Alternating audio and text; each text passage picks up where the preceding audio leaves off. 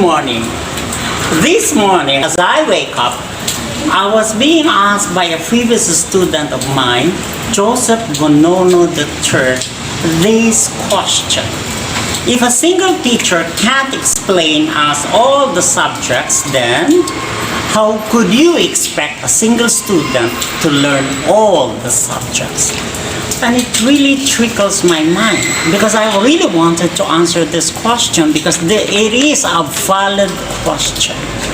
And therefore, I came here to Northeastern Mindanao College just because I know this could be the center of our learning here. Then I asked Miss Arlene Talamayan. Then Miss Arlene Talamayan answered me that I think a teacher is capable of teaching all the subjects or all this knowledge if that teacher is capable to break down all the knowledge into something that is very simple. But I'm still hungry and I did ask for more. So I went to the high school department and asked Mr. Arnold as well as Ma'am Alataya. And there is a two conflicting answer here and it's very interesting.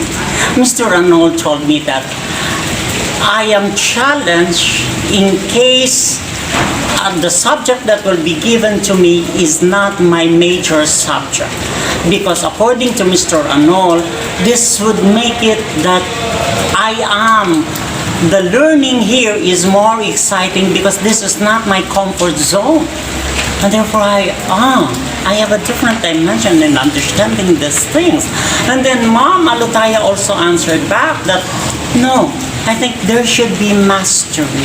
Because with mastery, the teacher can fully explain the subject.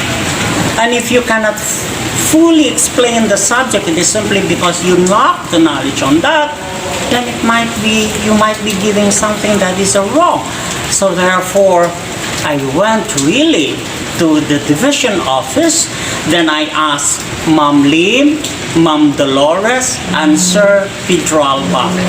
In all of this question, and I'm very sorry to tell you that they hated I asked them that if it is okay with you to be recorded and videoed, then they reluctantly declined that, sir, we're not really ready for that. But I was able to carry all their answers. And then their answers simply like this. Now, according to Ma'am Lim, if you are teaching grade 1 to grade 3, then you must teach all of those subjects. You must have that mastery. And then when you become in grade 4 to grade 6, this time teachers must have an additional knowledge so that they have this mastery because it will be all departmentalized.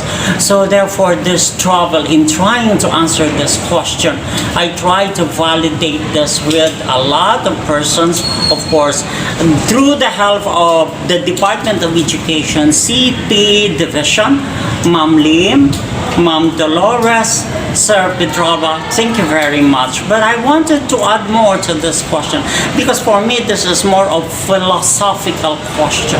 It is more contention. It is something that really needs to be scrutinized so that we will have the further or the deeper answer to this. And therefore I went again to the high school department and asked Mr. Pelisa, and you can see all that interview with him.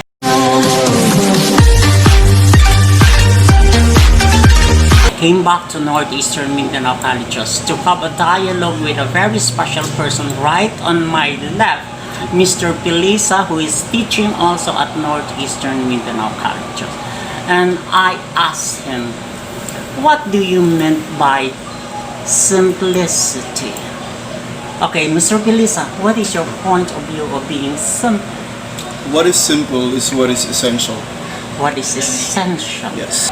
How essential is essential? I think we go back to the question. I think it pays if you know your students. I know that there are standards, and if the students can exceed or can meet or exceed the standards, then well, that's very good. What if a student cannot meet the standards? And I think as a teacher, that's the perfect time for you to come into the picture and to push, not really to push, but to pull up the student, help the student meet or even go beyond the standards. So, what is essential? These are the things, the lessons that a student must be able to relate or apply to his life. And in that way, I think the learning will be more enduring. Oh, that's very nice. Kinabuhi niya, Ah, that's no? very Madala niya hangtod, no, sa as he continues his journey. Because as what you said, Mr. Ma, education is a lifelong endeavor. wow. We never stop learning. So I think that's I agree. There's a diversity. The diversity of our learners must never be overlooked. But as a teacher, I think you really have to know your students so that you will know what to work on, okay, what to prepare for, and in that way you can bridge the learning gaps that that really exist out there. I think that's what you're doing now. What we're doing is collaboration, right? So, Yes. Because I actually believe that in education there are two things like, for example, equality and equity. When Mr. Felisa pointed out about the standard, that is the equality, that you must apply this standard to all. And then the equity, if that you feel that this particular student is having a hard time, therefore, whether you like it or not, it is the responsibility of the teacher to extend more time, to have more patience, to explain that to him so that that particular student will be able to learn as much as possible everything that is according to him, a knowledge that can translate in his lifetime a power within. And that is simply the purpose of learning. You have that knowledge applicable in life so that the you in you will become a better you. And therefore I am really very glad that some wisdom, the nuggets of wisdom that Mr. Felisa has told us is really, for me, is gold. It's really a gold mine, a treasure of ideas. And I just want you to realize, especially people out there who was able to watch this video of mine, imagine your possibilities if ever you're going to study here at Northeastern Mindanao colleges. See the proof of how vibrant our ideas are is really right in your very eyes. If I am going to contextualize everything, like for example, simplicity, as what is being stated by Leonardo da Vinci, that is the absolute sophistication.